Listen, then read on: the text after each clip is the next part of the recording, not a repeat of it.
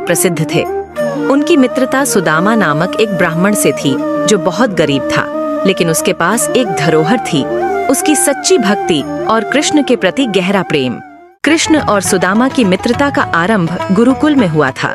जब दोनों किशोर थे तो वे एक ही गुरु संदीपनी ऋषि के आश्रम में शिक्षा ग्रहण कर रहे थे। वहां उन्होंने साथ मिलकर अध्ययन किया और बहुत अच्छे मित्र बने।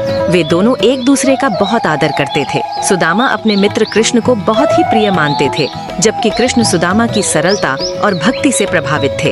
एक दिन गुरु माता ने कृष्ण और सुदामा से लकड़ी इकट्ठा करने के लिए जंगल भेजा। दोनों मित्र जंगल में लकड़ियां चुनते समय अचानक घनघोर बारिश में फंस गए। बारिश इतनी तेज थी कि वे आश्रम वापस नहीं लौट पाए और एक पेड़ के नीचे शरण लेनी पड़ी।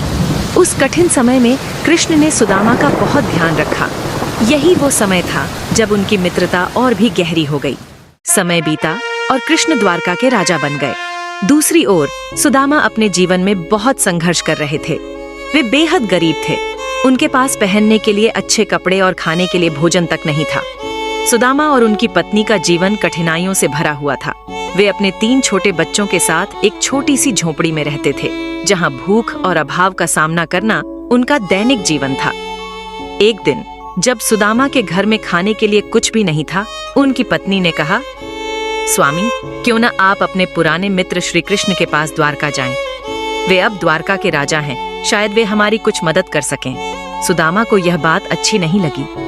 वह जानते थे कि कृष्ण राजा हैं, पर उन्होंने कभी अपनी मित्रता का लाभ उठाने के बारे में नहीं सोचा था। उनकी आत्मा इतनी विनम्र थी कि वे सहायता मांगने में हिचकिचा रहे थे, लेकिन अपनी पत्नी के बार बार अनुरोध पर उन्होंने जाने का निश्चय किया। सुदामा ने द्वारका जाने के लिए कोई खास तैयारी नहीं की। उनके पास कुछ भी देने योग्य नहीं था।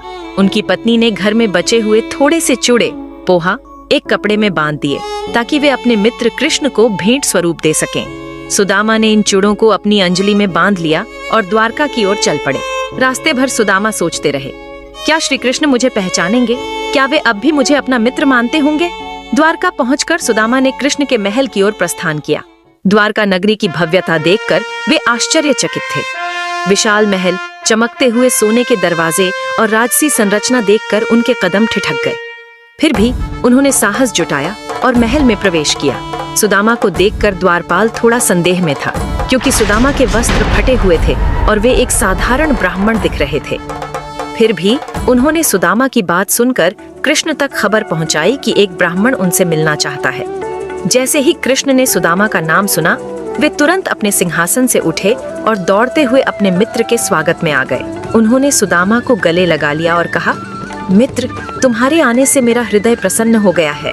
कृष्ण ने सुदामा को अपने महल के भीतर बुलाया, उनके पांव धोए और बड़े आदर से उनका सत्कार किया। कृष्ण की इस आत्मीयता ने सुदामा के हृदय को गदगद कर दिया। सुदामा ने कृष्ण से उनके जीवन और परिवार की बातें की, लेकिन वे अपनी गरीबी के बारे में एक शब्द भी नहीं बोले। कृष्ण ने सुदामा की आंखों में जो सच्चाई और प्रेम देखा, उससे वे पहले ही सब कुछ समझ गए थे। जब सुदामा ने झिझकते हुए कृष्ण को वह चिवड़े की छोटी सी पोटली दी, तो कृष्ण ने तुरंत उसे हाथों में ले लिया और बड़े प्रेम से कहा, मित्र, यह चिवड़े मेरे लिए सबसे मूल्यवान भेंट है। इससे बढ़कर और कुछ नहीं हो सकता। कृष्ण ने प्रेम से उन चिवड़ों को खाया जैसे वह कोई अमूल्य रत्न हो। सुदामा को यह देखकर आश्चर्य हुआ कि द्वारका के राजा को उनकी साधारण सी भेंट भी इतनी प्रिय लग सकती है, लेकिन कृष्ण के लिए वह प्रेम और मित्रता का प्रतीक था, न कि भेंट का मूल्य। कृष्ण से मिलकर सुदामा का मन बहुत ही प्रसन्न था। उन्होंने कृष्ण से अपने जीवन की कठिनाइयों के बारे में कुछ भी नहीं बताया।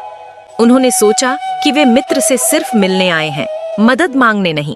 सुदामा ने कृष्ण से विदा ली और अपने गांव की ओर वापस लौट चले। जब सुदामा अपने गांव पहुंचे तो उन्हें अपनी आंखों पर विश्वास नहीं हुआ। उनकी पुरानी झोपड़ी एक भव्य महल में बदल चुकी थी। उनके बच्चे अच्छे कपड़े पहने हुए थे और उनकी पत्नी सुंदर आभूषणों में सजी हुई थी। सुदामा समझ गए कि यह सब कृष्ण की कृपा का परिणाम था। उन्होंने सोचा, कृष्ण ने बिना कहे ही मेरी सहायता कर दी। सुदामा ने कृष्ण के प्रति अपनी भक्ति को और भी गहरा कर लिया। उन्होंने कभी भी अपनी गरीबी का दुख नहीं मनाया, क्योंकि उनके पास कृष्ण जैसा मित्र